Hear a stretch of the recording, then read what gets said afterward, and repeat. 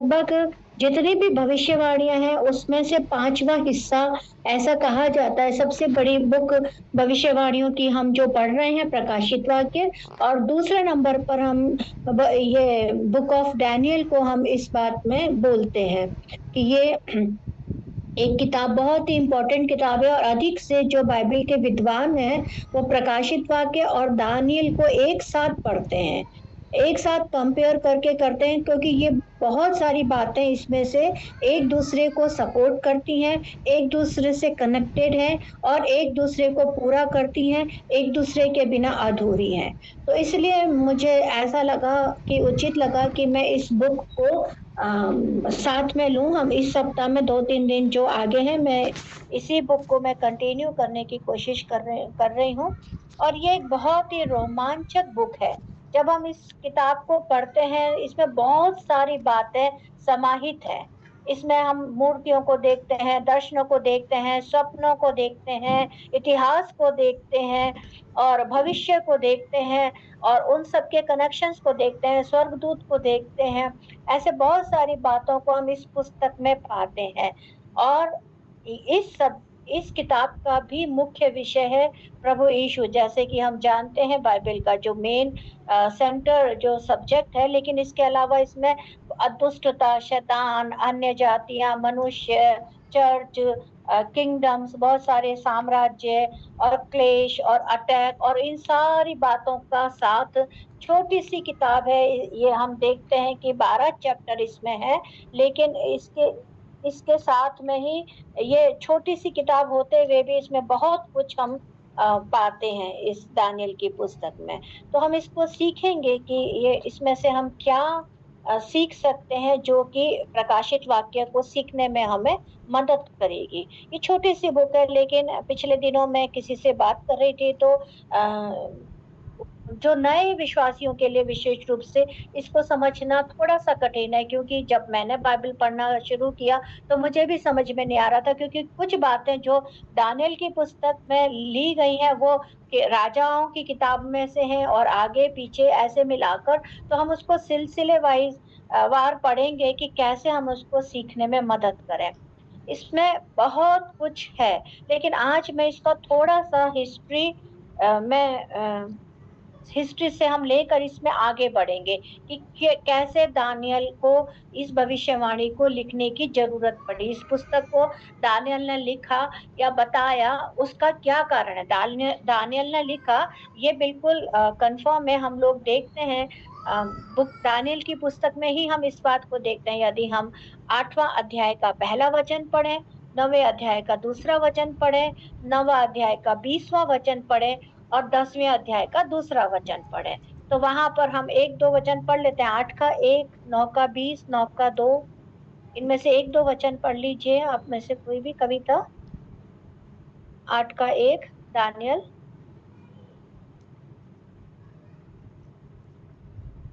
हाँ Vipin, thank you. और भी लिख दीजिए विपिन। 9-2, 9-20 और 10-2। ये 8 का। हाँ, 8 का 1। बेलशस्सर राजा के राज्य के तीसरे वर्ष में उस पहले दर्शन के बाद एक और बात मुझे दानियल को दर्शन के द्वारा दिखाई गई। हाँ, और आगे आगे जब हम पढ़ेंगे तो आप उसमें देख पाएंगे कि ये दानियल ने खुद बताया कि ये पुस्तक, ये दर्शन, ये भविष्यवाणियां उसे परमेश्वर के द्वारा दिए गए। इसके अलावा यीशु मसीह ने 2 जगह पर भी इस बात को कोट किया है। कविता मैथ्यू 24:15 पढ़ लीजिए। उसके अलावा मार्क 13:14 में भी ये बात मेंशन है। मत्ती रचित सुसमाचार 24 का 15।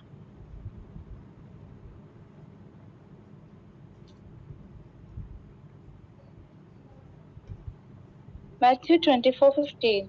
हाँ, इसलिए जब तक तुम उस उजाड़ने वाली घृणित वस्तु को, जिसकी चर्चा दानियल भविष्यवक्ता के द्वारा की गई थी, पवित्र स्थान में खड़ी हुई देखो, जो पढ़े वह समझे। ये जो घृणित वस्तु के बारे में हम 9th चैप्टर में पढ़ेंगे दानियल में, लेकिन उस विषय के बारे में प्रभु यीशु ने स्वयं इसी बात को मार्क में लिखा है 13 का 14। तो यीशु के यीशु मसीह के द्वारा स्वयं भी कहा गया है कि दानियल भविष्यवक्ता ने इन बातों को बताया है। तो इसकी ज़रूरत क्यों पड़ी? हम देखते हैं कि जब हम लोग जानते हैं कि इस्राएल के इतिहास में 3 राजा थे। पहला राजा शमूएल, दूसरा राजा दाऊद और तीसरा राजा सुलेमान। हम 3 राजाओं के बारे में देखते हैं और कि ये परमेश्वर के द्वारा इस्राएल जो यूनाइटेड इस्राएल था, इसमें 3 राजा थे। लेकिन जब तीसरा राजा था सुलेमान, तो उसकी मृत्यु के बाद में जब उसका पुत्र रहोबयाम जब राजा बना, तो कुछ टैक्स इश्यूज सामने आए। अगर हम इसको चैप्टर फर्स्ट किंग चैप्टर 12 उसका 6 ऑनवर्ड्स हम उसकी पूरी बात को पढ़ेंगे। आप लोग उसको लिख लीजिए। आप आज मैं बहुत सारे एग्जाम्पल बाइबल में से वर्ड्स बताऊंगी और मैं अगर हम बहुत सारे वर्ड्स हैं, अब हम पढ़ेंगे तो वो हमारा टाइम जल्दी जाएगा। इसीलिए जब मैं वर्ड्स बताती हूँ, चैप्टर बताती हूँ, आप उसको मेंशन कर लीजिए और बाद में आप उसको पढ़िएगा। मैं उसको शॉर्ट में उसको बताती जा रही हूँ साथ में। यदि हम पहला राजा उसका 12वां अध्याय उसका 6ठा वचन से आगे तक पढ़ेंगे, तो हम देखेंगे कि जब रहोबियाम राजा बना तो टैक्स बहुत थे, क्योंकि सुलेमान राजा के बहुत सारा पत्नियां और रखेलियां और उनके बच्चे, तो उनके पालन पोषण के लिए उसने जनता के ऊपर बहुत सारा टैक्स लगाया था। और जब उसका पुत्र रहोबियाम राजा बना, तब उसने अपने बड़े लोगों से, सलाहकारों से, जो राजा के सलाहकार होते थे, उनकी बजाय अपने दोस्तों से सलाह लेना उचित समझा टैक्स के बारे में। और उनके टैक्स के बारे में उसके दोस्तों ने कहा कि ये तो बहुत कम है टैक्स और मैं इसको और बढ़ाने जा रहा हूँ। आप इसको पढ़ना पहला राजा 12 अध्याय में। ऐसे करके टैक्स बढ़ा दिया उसने, बहुत बढ़ा दिया। और उसी समय जो इस्राएल था, हम यूनाइटेड इस्राएल बोल सकते हैं, संयुक्त इस्राएल बोल सकते हैं, वो 2 भागों में विभाजित हो गया ना, 2 भागों में विभाजित हो गया। और एक, जब इस्राएल के 12 गोत्र थे, हम जानते हैं 12 गोत्र मिलकर पूरा इस्राएल को बनाए थे। लेकिन जब ये उसमें हम देखते हैं कि जो रहोबियाम एक राजा था और एक राजा योराबाम था। तो इन दोनों राजाओं को लेकर ये 2 इस्राएल जो था 2 भागों में विभाजित हो गया।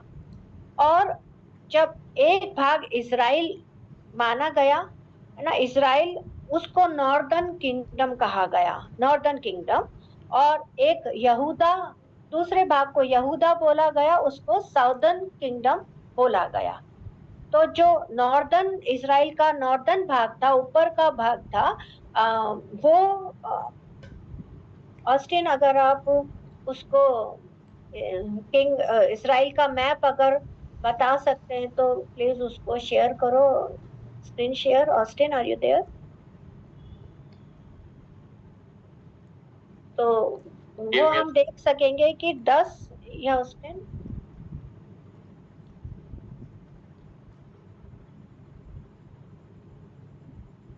ना, जब तक वो ढूंढ के लाता है, हम उसको देखेंगे कि नॉर्दर्न किंगडम और साउदर्न किंगडम हम उसको 2 भागों में देखते हैं। आप में से बहुत सारे लोग शायद इस बात को पहली बार सुन रहे होंगे। तो 10 गोत्र, 10 ट्राइब्स, 12 में से 10 ट्राइब्स तो इस्राएल में हो गए, नॉर्दर्न किंगडम में शामिल हो गए, वो एक बड़ा भाग हो गया। जबकि यहूदा और बेंजामिन, यहूदा और बेंजामिन 2 गोत्र साउदर्न इस्राएल में, साउदर्न किंगडम में आ गए। तो एक भाग में 10 गोत्र और एक भाग में 2 गोत्र होकर इस्राएल 2 भागों में डिवाइड हो गया। अब मैं कुछ अंतर इन दोनों भागों में बताऊंगी। तो सबसे पहले इस्राएल जो था वो नॉर्दर्न किंगडम था, लेकिन यहूदा के पास जो है मंदिर, जो यरूशलेम का मंदिर था, वो यहूदा के पास रह गया। तो यहूदा, इसलिए इस्राएल वालों ने क्या किया, अब आप समझ लेना, इस्राएल बोलूंगी तो नॉर्दर्न किंगडम जिसमें 10 गोत्र हैं, या ऑस्टिन एक बार शो कर दीजिए। हाँ, यहाँ पर हम देख सकते हैं, आपको जो नीले भाग में दिखाई देगा वो नॉर्दर्न किंगडम, और नीचे में यहूदा, किंगडम ऑफ जूदा, यहूदा का राज्य बोलते हैं। येलो पार्ट में उसमें सिर्फ यहूदा और बेंजामिन 2 गोत्र थे, बाकी 10 गोत्र नॉर्दर्न भाग में जो ब्लू कलर से दिखाया गया है ये भाग में थे। तो इस तरह से इज़राइल जो था 2 भागों में विभाजित होता गया, और थैंक यू ऑस्टिन। तो 2 भागों में विभाजित हो गया, जिसको नॉर्दर्न और साउदर्न किंगडम कहा गया, है ना। तो बाइबल में जब हम पढ़ते हैं, इनमें से इज़राइल, क्योंकि ये बड़ा पोर्शन था, 10 गोत्र थे, इसको बड़ी बहन करके बताया गया है। हम यहेजकेल 16 का 46, यहेजकेल 16:46 देखेंगे एक बार, यहेजकेल 16:46। और एक जना और यिर्मयाह 3:8 निकाल लीजिए। यिर्मयाह 3 का 8। एजेकियल 16:46। हाँ, तेरी बड़ी बहन शमरोन है, जो अपनी पुत्रियों समेत तेरी बाईं ओर रहती है, और तेरी छोटी बहन जो दाहिनी ओर रहती है, वह पुत्रियों समेत सदोम है। हाँ, ये शोमरोन सामरिया का ही नाम है। जिनकी बाइबल में शोमरोन लिखा है, वो शोमरोन और समरिया एक ही अर्थ है, एक ही चीज है, इसलिए आप लोग उसको ध्यान रखिएगा।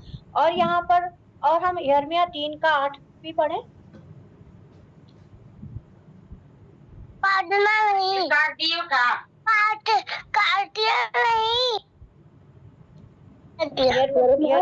का 8। यिर्मयाह 3 का 8। फिर मैंने देखा, जब मैंने भटकने वाले इज़राइल को उसके व्यभिचार करने के कारण त्याग कर उसे त्याग पत्र दे दिया, तो भी उसकी विश्वासघाती बहन यहूदा ना डरी, वरन जाकर वह भी व्यभिचारिण बन गई। हाँ, विश्वासघाती बहन। तो इनको बाइबल में 2 बहनों का रूप दिया गया है, बड़ी बहन और छोटी बहन। बड़ी बहन, उसमें बड़ा पोर्शन था, 10 गोत्र थे, और छोटी बहन यहूदा, जिसमें 2 ही गोत्र हैं। तो इस तरह से, और हम यहेजकेल की किताब आप मेंशन कर लीजिए अपने पास, 23वें अध्याय में भी इसको हम पढ़ सकते हैं। तो ये हमें अच्छी तरह से बताती है कि इज़राइल 2 भागों में बटा गया। नॉर्दर्न हिस्से को बड़ी बहन कहा गया। आप 2 कॉलम बना लीजिए जो लिख रहे हैं, एक तरफ northern kingdom Israel, northern kingdom, और मैं ग्रुप में भी उसको डाल दूंगी, और राइट साइड में यहूदा, साउदर्न किंगडम, है ना। नॉर्दर्न किंगडम को एल्डर सिस्टर कहा गया, बड़ी बहन कहा गया, और यहूदा को छोटी बहन कहा गया है। इज़राइल में या नॉर्दर्न किंगडम में 10 ट्राइब्स हैं, 10 गोत्र हैं, उसमें 2 ही गोत्र हैं, यहूदा और बेंजामिन। ठीक है, साउदर्न किंगडम में या यहूदा में 2 ही गोत्र हैं, एक तो यहूदा इटसेल्फ और एक बेन्यामीन। और हम देखते हैं 10 गोत्र थे, तो वो बड़ा था, बिगर है, और वो स्मॉलर है ना। फर्स्ट मैं बोल रही हूँ इज़राइल के बारे में, वो बड़ा है, और दूसरा यहूदा छोटा है। इज़राइल का जो कैपिटल है वो समरिया है, शोमरोन समरिया, है ना। और यहूदा का जो कैपिटल था वो यरूशलेम था ना। तो जहाँ भी कोई समझ में नहीं आए तो आप पूछ लेना मुझसे, कोई छूट जाए तो या रह जाए तो। और जो नेचर हम बताते हैं, तो जो नॉर्दर्न किंगडम था वो ज्यादा व्यभिचारी था, मतलब परमेश्वर से दूर था। जो खराब काम किए वो ज्यादा गलतियां नॉर्दर्न किंगडम या इज़राइल की थी, और यहूदा ने गलतियां तो करी पर थोड़ा कम, समवट गुड हम उसको ले सकते हैं कि इज़राइल से थोड़ा अच्छा था यहूदा, है ना। बाइबल स्कॉलर जैसे बताते हैं, इज़राइल में 21 राजा हुए जो कि सारे के सारे विकट थे, दुष्ट राजा थे, जिसमें से आहाब सबसे ज्यादा दुष्ट था। 21 राजा थे इज़राइल में, जिसमें जो सारे के सारे दुष्ट थे, और उसमें सबसे ज्यादा दुष्ट आहाब था। जबकि यहूदा में 19 राजा थे जो थोड़े थोड़े अच्छे थे। उसके अगर हम कंपेयर करें तो नॉर्दर्न किंगडम वाले राजाओं से थोड़े अच्छे थे, है ना। दोनों जगहों में परमेश्वर ने प्रॉफिट्स को भेजा। अगर हम यहेजकेल, यशाया, इन सारे प्रॉफिट्स की बुक्स को पढ़ते हैं तो यहाँ पर बार बार चेतावनी दे, यिर्मयाह, है ना, यहाँ पर बार बार चेतावनी दिया जा रहा है। व्यभिचारिणी स्त्रियां कहा गया है, बहन कहा गया है ना, ऐसे बहुत सारी बातों को वहां पर लिखा गया है ना। और और जब इनको कैप्टिविटी में लेके गए, बंधुआई में लेके गए, परमेश्वर ने कहा था यदि तुम मार्ग से नहीं फिरोगे तो तुम बंधुआई में जाओगे। तो इस्राइल को जो है असरिया, निन्वे और मिस्र के लोगों के द्वारा बंधुआई में ले जाया गया, है ना। इस्राइल को असरिया, निन्वे और इजिप्ट या मिस्र, उनके द्वारा उनकी बंधुआई में गए। लेकिन जो यहूदा है, बेंजामिन और यहूदा गोत्र के लोग बेबीलोन में लेके चले गए। तो जो दानियल है वो इन्हीं के साथ था, वो यहूदा में था, वो बेबीलोन में गया बंधुआई में। कैप्टिविटी में जब गए तो ये लोग बेबीलोन में गए, यहूदा जो है वो बेबीलोन में गया, जबकि इस्राएल के जो लोग थे वो निन्वे में, मिस्र में और असीरिया में, इन राज्यों में ले जाए गए, है ना। और सबसे पहले इस्राएल के लोग अलग अलग हो गए, है ना। समरिया में अन्य जाति लोग आ गए और लोग छिन्न भिन्न होकर तितर बितर हो गए, जबकि यहूदा को परमेश्वर ने 125 साल और दिए और उनको ग्रेस पीरियड दिया कि तुम उसमें से सुधर जाओ, है ना। और इस्राएल का जो राजा था योराबाम था, योराबाम, और जो राजा था रहूबियाम था। रहूबियाम जो सुलेमान का बेटा था, वो यरूबियाम वही इस्राएल यहूदा का राजा था, जबकि इस्राएल का राजा योराबाम था, ना। और जो यरूशलेम में, यहूदा में जो मंदिर था वो यरूशलेम का ही मंदिर था, जो सुलेमान के द्वारा बनाया गया मंदिर था, वो वही मंदिर था जिसमें वो आराधना करते थे। लेकिन जब नॉर्दर्न किंगडम अलग हुआ, जब इस्राएल अलग हुआ, तो उनके पास आराधना करने का कोई स्थान नहीं था, कोई मंदिर नहीं था, क्योंकि इस्राएल में एक ही मंदिर था जो यरूशलेम में था, जिसके बारे में हम हमेशा पढ़ते हैं, जानते हैं, सीखते हैं।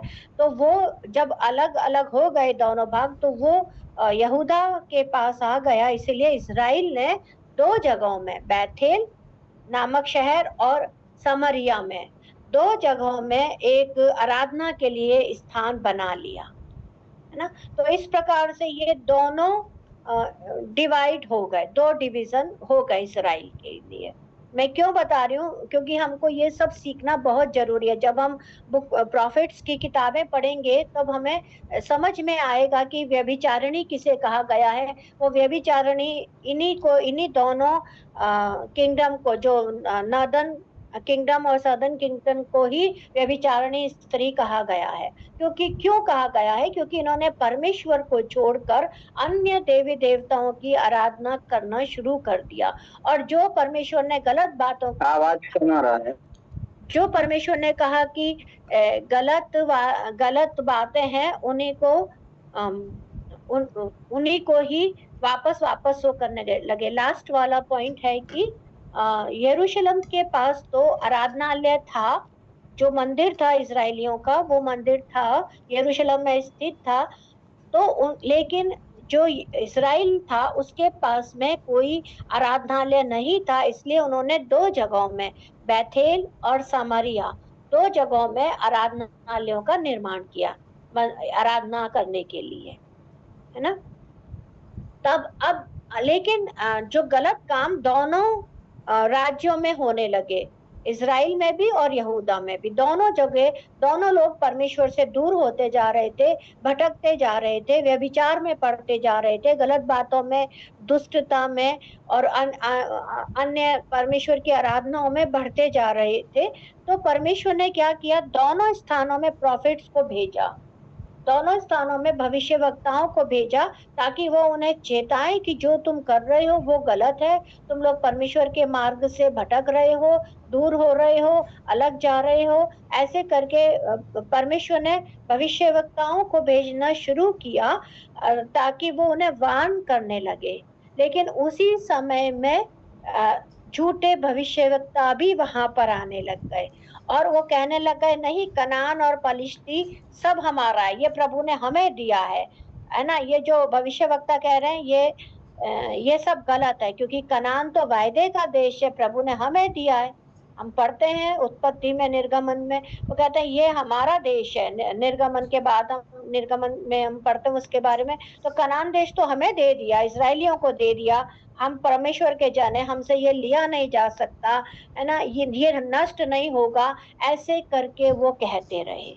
आज भी हम देखते हैं, आज भी जो सच्चे बाइबल टीचर हैं, जो सच्चे भविष्यवक्ता हैं, जो परमेश्वर के राज्य के प्रति बर्डन रखते हैं, वो अभी भी वार्न करते हैं। लेकिन झूठे भविष्यवक्ता कहते हैं ग्रेस पीरियड है, कुछ भी करो, परमेश्वर के पास आके पश्चाताप करो, है ना? परमेश्वर क्षमा करेगा, है ना? गलतियां करने से कोई फर्क नहीं पड़ता। अभी भी झूठे बाइबल टीचर, झूठे भविष्यवक्ता आज भी इन्हीं बातों का प्रचार करते हैं। उन्हें कोई फर्क मतलब वो, और सब लोग उनकी तरफ अट्रैक्ट होते हैं क्योंकि सबको सच्चाई में, सही मार्ग में चलना थोड़ा कठिन प्रतीत होता है। तो आज भी वही परिस्थितियां हैं, उस समय भी यही परिस्थितियां थी। बाइबल हमें इस बात को अच्छी तरह से बताती है कि उसी समय में भी परमेश्वर के ने अपने भविष्यवक्ताओं को भेजा और कहा कि ये गलत है, ये गलत है, ये गलत है। लेकिन जो झूठे भविष्यवक्ता थे वो कहने लग गए कि नहीं नहीं, ये तो हमारा ही है। कनान हम जानते हैं स्वर्ग देश को रिप्रेजेंट करता है। तो अभी भी कई लोग बोलते हैं नहीं, हमने उद्धार पा लिया, बपतिस्मा ले लिया, अब हम तो स्वर्ग ही जाएंगे। लेकिन परमेश्वर अपने, जैसे इस्राएल को परमेश्वर ने बचने के लिए मौके दिए, परमेश्वर हमें भी देता है। लेकिन हमें आज भी जो सही बाइबल शिक्षक हैं, और बाइबल हमें यही बताती है कि सारे पाप से और सारी दुष्ट बातों से हम दूर रहें। तो लेकिन हुआ क्या, इस्राएली तो अलग अलग चले गए। जैसे मैंने आपको बताया था, इस्राएली जो नॉर्दर्न किंगडम है वो 3 जगह में, 3 सरिया, निनवे और मिस्र में चले गए। पहले इस्राएल खत्म हो गया, पहले इस्राएल कैप्टिविटी में चला गया उन 3 अलग अलग राज्यों में। लेकिन यहूदा को परमेश्वर ने 125 साल और दे दिए। लेकिन फिर क्या हुआ, फिर जो बेबीलोन का राजा था नेबुकदनेस्सर, हमने बहुतों ने दानियल की किताब पढ़ी होगी, नेबुकदनेस्सर के बारे में हम लोग अच्छी तरह से सुनते हैं, पढ़ते हैं, जानते हैं और प्रचार में सुनते हैं। वो बेबीलोन का राजा था। तो वो जब बेबीलोन का राजा था, उसने क्या किया, यहूदा पर अटैक किया। एक बार नहीं, 3 बार अटैक किया यहूदा पर। तो जब एक्चुअली जो नेबुकदनेस्सर के बारे में ऐसा कहा जाता है, बाइबल बताती है कि वो निनवे पे आक्रमण करने, असीरिया पे आक्रमण करने के लिए जा रहे थे, लेकिन बीच में ही वो यहूदा पर उन्होंने अटैक किया। और उन्होंने 3 बार, बेबीलोन के राजा नेबुकदनेस्सर ने 3 बार यहूदा पर आक्रमण किया। एक ही साथ आक्रमण करके उन्होंने कैप्टिविटी में, बंधुआई में नहीं लेकर गए, बल्कि 3 बार उस पर आक्रमण किया। पहला आक्रमण 606 बीसी, 606 बीसी, बिफोर क्राइस्ट, है ना? 606 बीसी में, ईसा पूर्व में किया पहला आक्रमण। उसी समय में यहोयाकिम दूसरा राजा 23 अध्याय का 31 से 37, उसके बारे में हम पढ़ सकते हैं। 2 किंग चैप्टर 23 31 to 37 हम लोग यहोयाकिम राजा के बारे में पढ़ सकते हैं। उसी समय में जब पहली बार बेबीलोन पर आक्रमण की, बेबीलोन के राजा नेबुकदनेस्सर ने यहूदा पर आक्रमण किया, उस समय में यहोयाकिम यहूदा का राजा था, है ना? वो एक हम दूसरा राजा 23वें चैप्टर में हम उसके बारे में पढ़ सकते हैं। वो एक अच्छे राजा जिसका नाम था योशियाह का 2 बेटे थे, यहोयाकिम और यहोयाकिन, न और म, लास्ट में बस न और म, दो बेटे थे, यहोयाकिम और यहोयाकिन। तो योशिय्याह राजा तो बहुत अच्छा था, he was a godly king. We can read in second king chapter 23 1 onwards, 1 to 30 में हम देख सकते हैं योशिय्याह राजा एक अच्छा राजा था, उसने वो काम किए जिससे परमेश्वर प्रसन्न होता था। लेकिन उसके दो बेटे थे, यहोयाकिन और यहोयाकिम। जो इंग्लिश बाइबल पढ़ने वाले, जेड से उसका नाम शुरू है, तो आप उसी हिसाब से अपने नाम को देख लेना। मैं हिंदी नाम बोल रही हूँ, है ना। तो बड़े बेटे जब यहोयाकीम राजा था, तब नेबुकदनेस्सर ने आक्रमण किया और उसी समय में वो पहले ग्रुप को बंधुआई में लेकर गया, पहले ग्रुप को। लेकिन उसी समय उसने सिटी को डिस्ट्रॉय नहीं किया, सिटी को नाश नहीं किया, बल्कि जो कुछ ही लोगों को वो अपने साथ में लेके गए।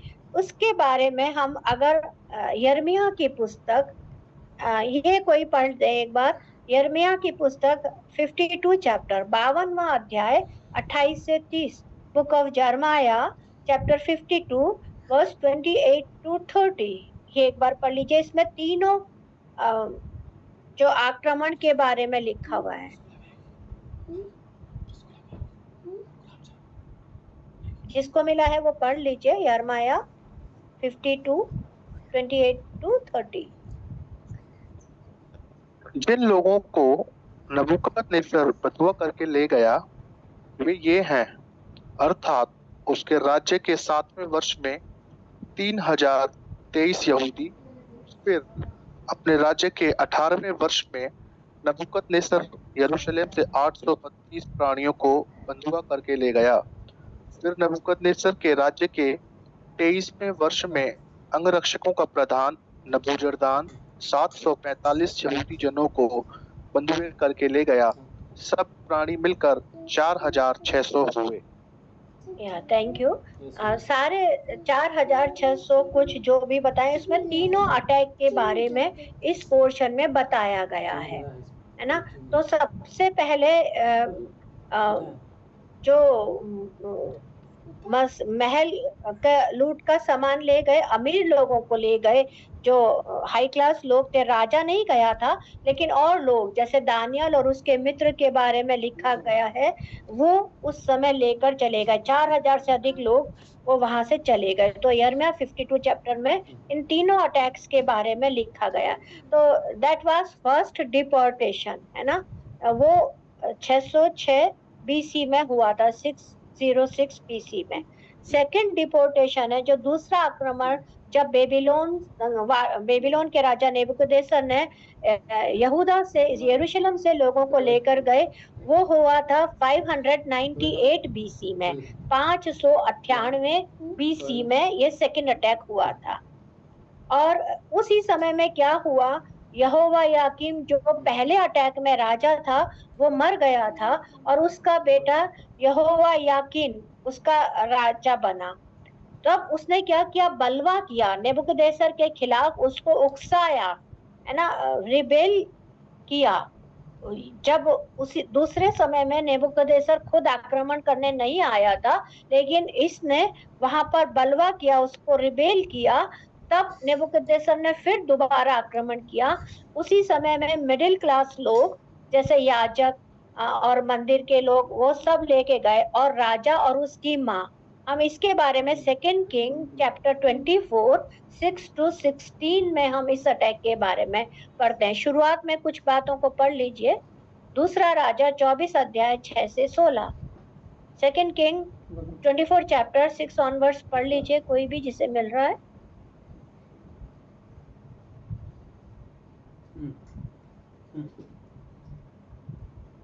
अंत में यहोयाकीम अपने पुरखाओं के संग सो गया, और उसका पुत्र यहोयाकीन उसके स्थान पर राजा हुआ।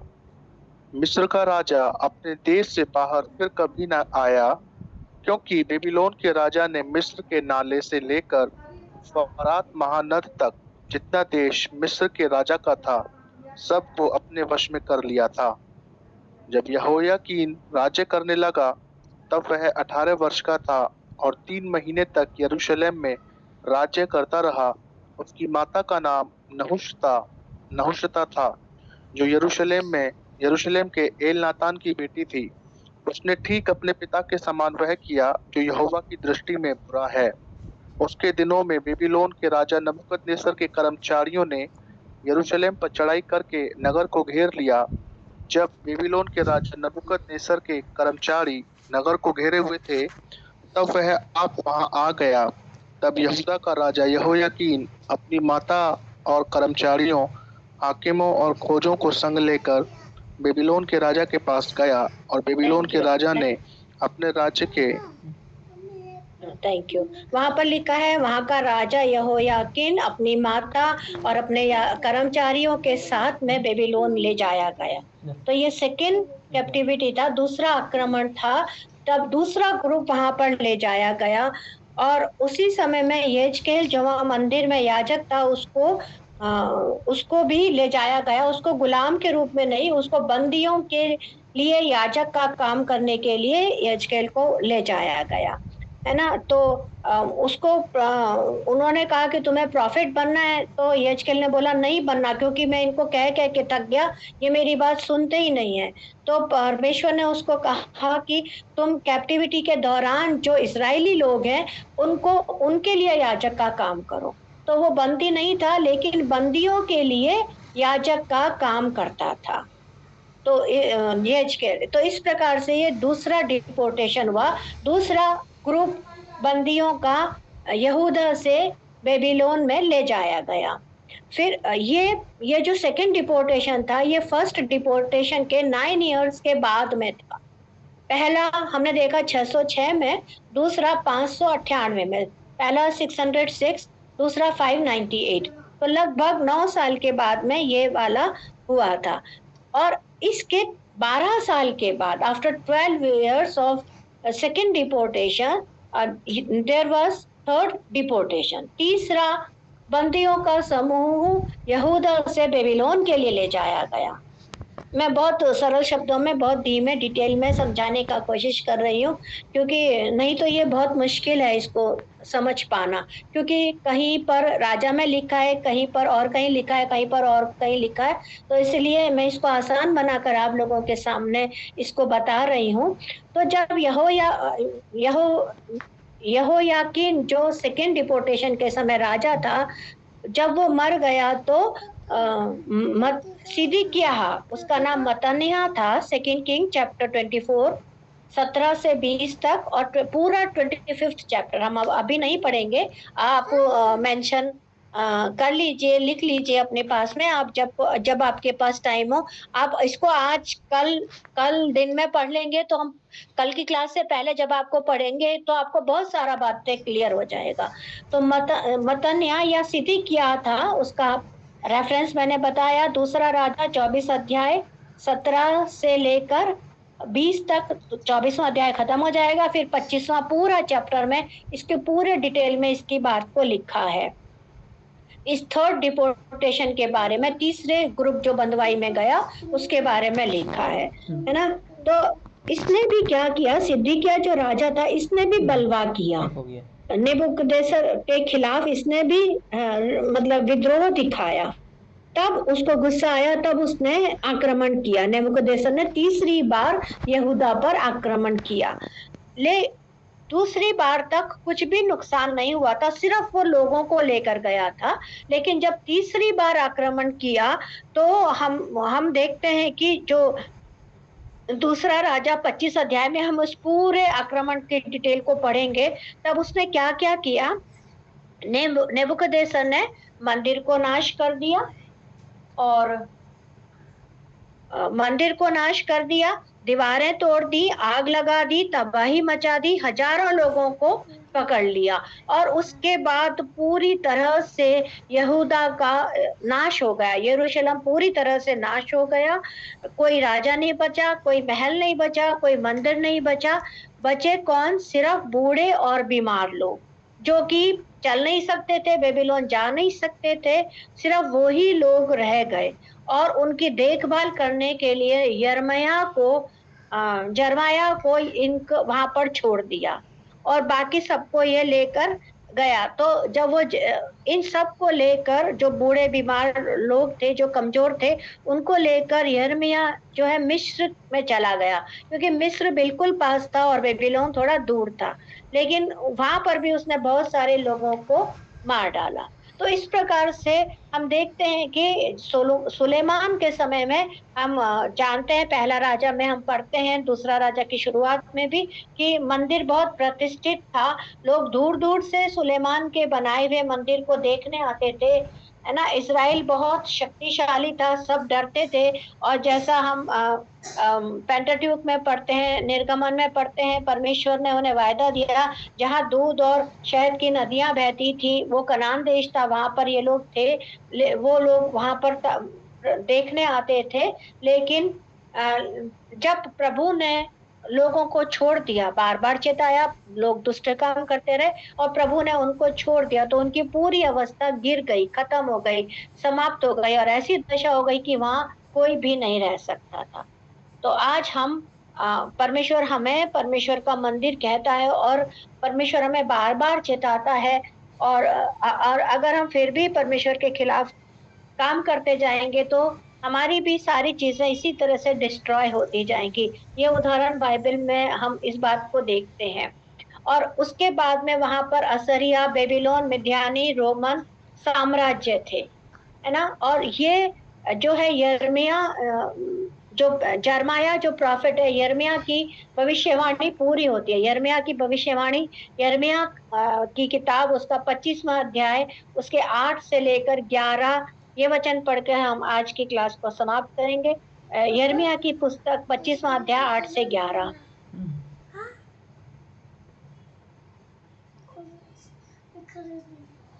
कोई भी पढ़ लीजिए।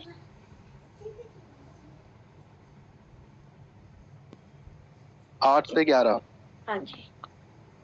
इसलिए सेनाओं का यहोवा यूं कहता है, तुमने जो मेरे वचन नहीं माने, इसलिए सुनो, मैं उत्तर में रहने वाले सब कुलों को बुलाऊंगा और अपने दास बेबीलोन के राजा नबूकदनेस्सर को बुलवा भेजूंगा और उन सबों को इस देश और इसके निवासियों के विरुद्ध और इसके आसपास की सब जातियों के विरुद्ध भी ले आऊंगा और इन सब देशों का मैं सत्यानाश करके उन्हें ऐसा उजाड़ दूंगा कि लोग इन्हें देखकर ताली बजाएंगे, वरन ये सदा उजड़े ही रहेंगे।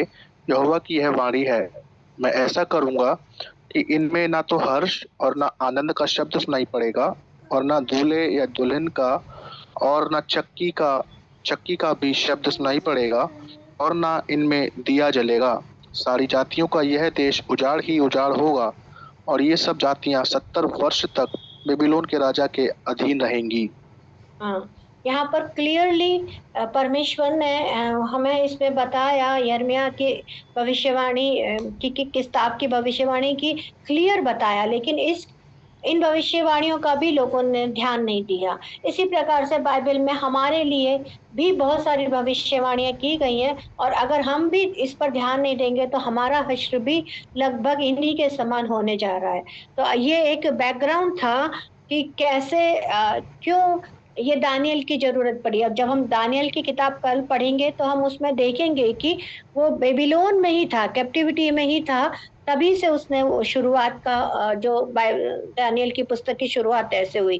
तो दानियल पढ़ने से पहले एक बैकग्राउंड, इसका हिस्ट्री थोड़ा जानना जरूरी था कि कैसे वो बंधुआई में लाए गए। एक शक्तिशाली जो जाति थी, यहूदी लोग थे और परमेश्वर की संतान थी, पर वो कैसे और कब और क्यों वो कैप्टिविटी में लाई गई। तो इसको आज हमने सीखा और अगर परमेश्वर की इच्छा है तो हम इसको आगे कल कंटिन्यू करेंगे। मैं विश्वास करती हूँ आपको समझ में आया होगा और परमेश्वर हम सबको आशीष दे। और मैं इसलिए समझा पाती हूँ कि जब मैं नई विश्वास में थी और जब मैं बाइबल पढ़ती थी और मुझे ये कुछ भी समझ में नहीं आता था कि व्यभिचारिणी कौन है, छोटी बहन कौन है, बड़ी बहन कौन है और ये कहाँ से कैसे कब हुआ। तो मैं विश्वास करती हूँ कि आपको जब आप अब से जब वो बाइबल पढ़ेंगे तो आपको इसको समझने में आसानी होगी और आप इसको अच्छी तरह से समझ पाएंगे। प्रभु हमें आशीष दे। और मैं वर्गीस अंकल से रिक्वेस्ट करती हूँ, अंकल आप प्रार्थना में हमें मदद कीजिए।